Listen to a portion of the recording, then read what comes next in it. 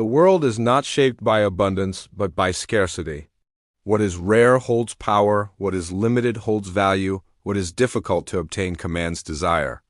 Scarcity is the invisible chain that binds men, the hidden law that governs kingdoms, the silent force that turns ordinary things into treasures and ordinary men into rulers. To understand scarcity is to hold the key to domination, for it is scarcity that drives ambition, that stirs envy, that fuels war. Men do not fight for what is plentiful. They fight for what is rare. They do not bow to what is common. They kneel before what is scarce. Look closely at human desire, and you will see the same truth repeated endlessly.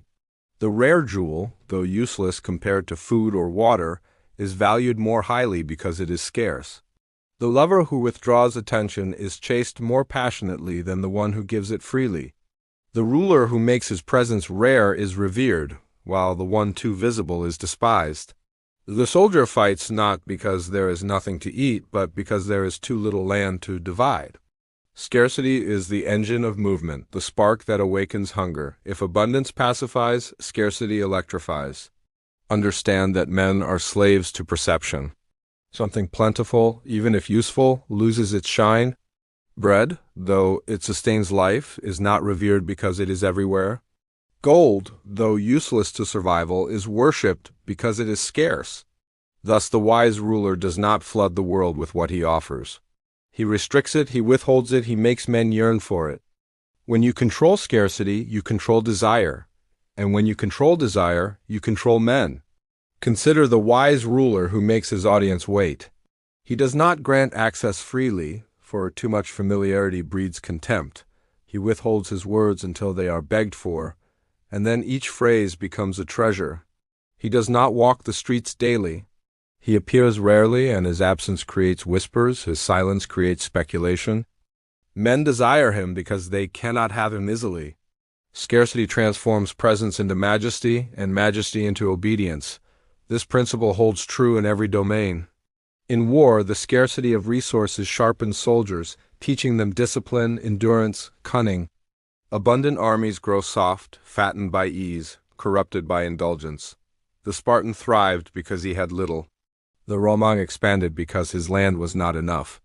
Scarcity forged them into conquerors, while abundance softened their heirs into decadence and ruin. Scarcity creates strength. Abundance creates weakness. In politics, scarcity is the foundation of loyalty. Men grow careless when rewards are given too freely. Gratitude fades when gifts are common. But when favors are rare, they are treasured.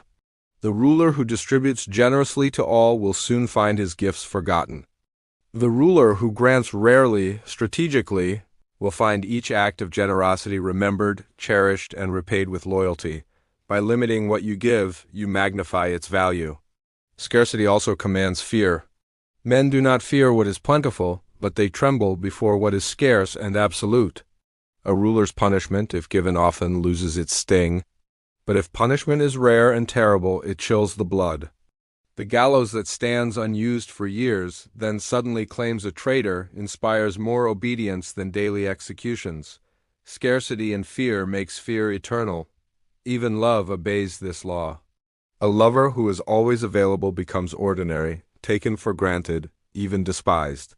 But the lover who withholds affection, who makes himself scarce, drives the other into longing, into desperation, into chains forged by desire.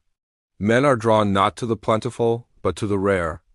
The absence of presence makes presence irresistible. Scarcity is the master of passion.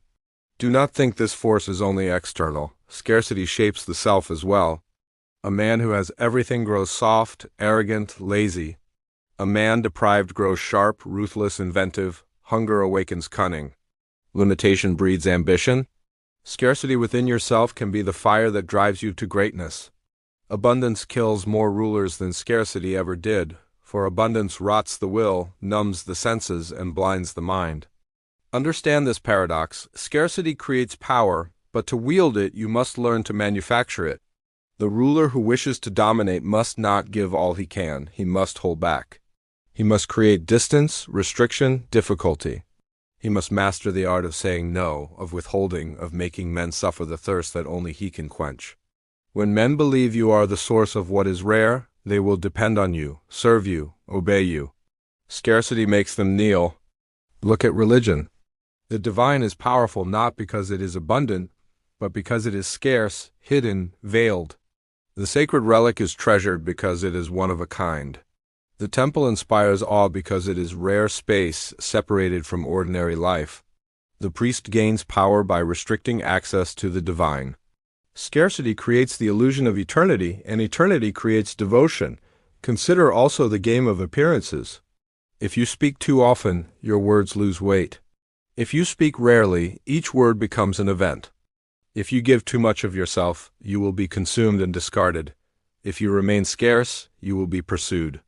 The art of power is the art of restriction, knowing what to show and what to withhold, when to appear and when to vanish. But take care, for scarcity is a dangerous weapon. Wielded poorly, it breeds resentment. A ruler who withholds too much will starve his people into rebellion. A lover who withdraws too deeply will drive the other into another's arms. A general who deprives his soldiers endlessly will see them desert. Scarcity must be measured, balanced, calculated. Too little and you lose value. Too much and you spark revolt. The master of scarcity knows where to draw the line. History proves the dual edge of scarcity. The scarcity of land drove tribes into conquest, forging empires. The scarcity of food caused revolts that toppled kings. The scarcity of freedom inspired revolutions that consumed thrones. Scarcity is fire. It can forge steel or it can burn kingdoms to ash. The wise ruler directs it. The foolish ruler is devoured by it. Remember this: abundance is never permanent. What is plentiful today will one day grow scarce, and what is scarce today may become abundant. The wise man adapts, shifting with the tides. He knows when to withhold and when to release, when to feed desire and when to starve it. He never lets abundance cheapen him, never lets scarcity consume him. He rides the balance like a master sailor rides the storm. The most dangerous power of scarcity is that it governs men without their awareness. They do not realize why they chase the rare, why they envy the unattainable, why they obey the one who controls access. They believe they act freely, yet they are slaves to scarcity. And the one who knows this truth holds them in invisible chains. He need not shout, he need not strike, he need not force, he need only restrict, and men will destroy themselves to obtain what he dangles before them. So understand, the ruler who commands scarcity commands the world. The general who understands scarcity wins battles before they begin. The lover who manipulates scarcity binds hearts without force. The man who embraces scarcity sharpens himself into a weapon against all odds. Scarcity is not absence. It is presence intensified. It is not weakness, it is power distilled. Embrace it, wield it. Withhold when others give, retreat when others chase, silence when others speak. Let men hunger, thirst, desire. Let them see in you the source of what is rare. And then when they are bound to you by invisible chains, when their envy, their fear, their longing all converge upon you, you may grant or withhold at will. You will not merely rule them. You will own their very will. This is the dangerous power of scarcity. It destroys kingdoms, but it also builds them. It consumes men, but it also elevates them. It is the cruelest law of human desire, and the greatest weapon of the Machiavellian mind. To understand it is to rise above the crowd. To master it is to reign forever. Scarcity is not only about objects or resources, it is also about time. Nothing terrifies men more than the scarcity of life itself. The knowledge that their days are numbered makes them cling desperately to illusions of meaning, to rulers who promise immortality, to causes that outlive them. A wise prince exploits this fear. He binds men to his vision by presenting himself as the guardian of legacy, the protector of memory, the creator of permanence in a world where all else decays. He reminds them that their time is short, but his rule is eternal. In doing so, he becomes the illusion of abundance in a life ruled by scarcity. Even in war, time itself becomes a scarce weapon. Delay an attack and the enemy starves. Withhold action, and impatience corrodes their discipline. Strike suddenly, and the scarcity of time to respond crushes their morale. A general who knows how to manipulate time as scarcity wins not with bloodshed, but with patience. He lets the enemy waste themselves, deplete themselves, rot from within, while he remains disciplined and watchful. Scarcity of time turns courage into panic. You will see this truth repeated in commerce as well. Merchants who flood the market with goods destroy their own value. But the one who releases slowly, who limits supply, who makes men compete, multiplies his profit 100-fold. A rare cloth, a rare spice, a rare book, these command fortunes not because they are useful, but because they are scarce. Men pay not for the object, but for the feeling of superiority it grants them over others. Scarcity does not just create value, it creates hierarchy. It divides the rulers from the ruled, the rich from the poor, the powerful from the powerless. And so too in politics. A leader who makes himself scarce in speech forces men to interpret his silence, to project their hopes and fears onto him. Silence becomes more powerful than words because silence is rare. But the fool who speaks endlessly, who explains every decision, who shares every thought, cheapens himself. His words lose all weight, his presence all respect. He becomes like water, necessary, but unnoticed. Do not be water, be fire. Appear rarely, burn intensely, and retreat. That is the power of scarcity. But know this, scarcity also breeds envy, and envy is a weapon you must learn to wield. When men see what is rare, they desire it. When they cannot obtain it, they grow resentful. That resentment can be turned into chains if you guide it. A ruler may withhold just enough to keep men desperate, yet grant just enough to keep them hopeful. This balance makes them both envious and loyal, desperate, yet obedient. They curse you in private, yet they cannot abandon you, for you hold the scarce treasure they cannot live without. In this way, envy becomes your servant. Scarcity is also a test. Present a man with abundance, and his true character will vanish in softness. Present him with scarcity, and you will see his essence revealed, his discipline, his ruthlessness, his cunning, or his weakness. Scarcity unmasks the soul. The leader who understands this can test his followers not by gifts but by deprivation. Give them little and see how they endure. Restrict them and see who remains loyal. Scarcity will reveal the loyal soldier, the treacherous friend, the ambitious rival. It strips away the masks that abundance allows men to wear. Even your enemies can be destroyed by scarcity. Deny them resources, deny them alliances, deny them attention. A rival ignored is starved.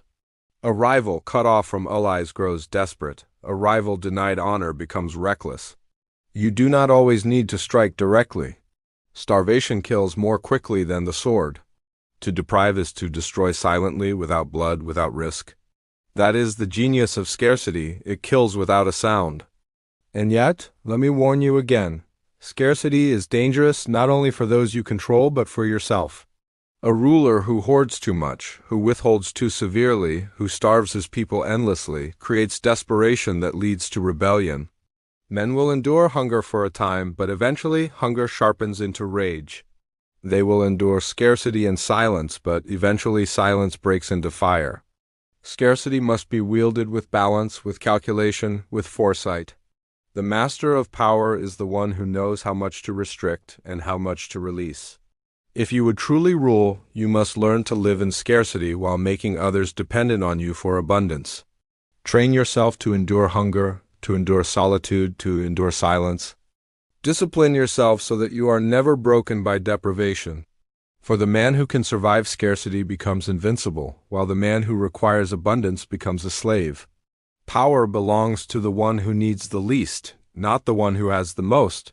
Scarcity, then, is both the enemy and the ally. It breeds ambition, it forges strength, it commands loyalty, it awakens fear, but it also destroys the careless, the blind, the arrogant. The dangerous power of scarcity is that it does not forgive weakness. It strips men bare, leaving only the strong, the cunning, the disciplined. You must choose which you will be. Will you be mastered by scarcity, or will you master it? Scarcity is also the architect of loyalty. Men are not bound to you by abundance, but by the fear of losing what little they already possess. When men have too much, they grow restless, ungrateful, forgetful. But when they have only enough to survive and believe that you alone provide it, they become chained to you with invisible iron. They do not love you, but they cannot abandon you. Their survival becomes tied to your presence, and in this dependence, loyalty is forged. But scarcity does not simply bind the weak, it sharpens the strong. Consider the soldier raised in comfort. He grows lazy, careless, fragile. Contrast him with the soldier forged in hunger, hardened by nights without fire, steeled by years of struggle. Which one fears death less? Which one strikes harder, endures longer, obeys more fiercely? Scarcity is the whetstone of discipline. It carves men into weapons or breaks them entirely. As a ruler, you decide which path they take. The power of scarcity also lies in rhythm. Too much deprivation for too long breeds revolt. Too much abundance for too long breeds weakness. But alternate them: give, then take away, starve, then feed, appear, then vanish, and men will be forever unbalanced, forever chasing, forever dependent. They will call it fate. They will call it fortune. But it is you, playing scarcity like a master plays the strings of an instrument. And never forget the power of scarcity and reputation. A word spoken rarely carries more weight than 1,000 speeches. A gesture made once is remembered for generations, while repeated gestures vanish into routine.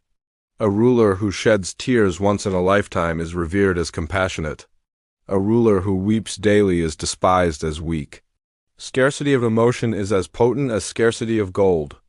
Guard your feelings as you guard your treasure, and when you reveal them, do so as a weapon, not as a weakness. Even punishment gains power through scarcity. The king who executes daily cheapens death, numbs fear, breeds resentment. The king who punishes rarely but decisively creates terror that lingers in silence.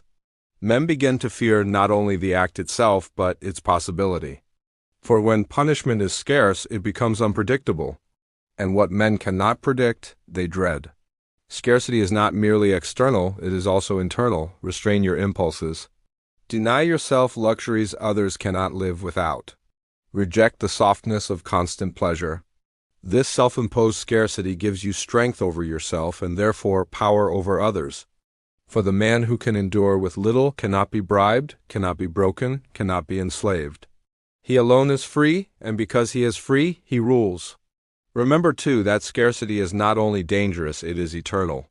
Famine will always return, wealth will always vanish, empires will always decline. Scarcity is the cycle of the world itself.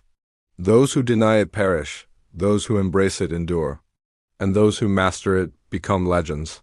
So let scarcity be both your teacher and your tool. Study how men react when deprived. Study how they worship what they cannot have. Study how easily they surrender freedom for the illusion of abundance. Then wield this knowledge without hesitation. Give sparingly, withhold strategically, appear rarely, speak selectively. Let your power be scarce and it will be priceless. And when the historians write of you, they will not say you ruled by force or by love or by fortune. They will say you ruled by scarcity, the most dangerous, most subtle, most enduring power known to man.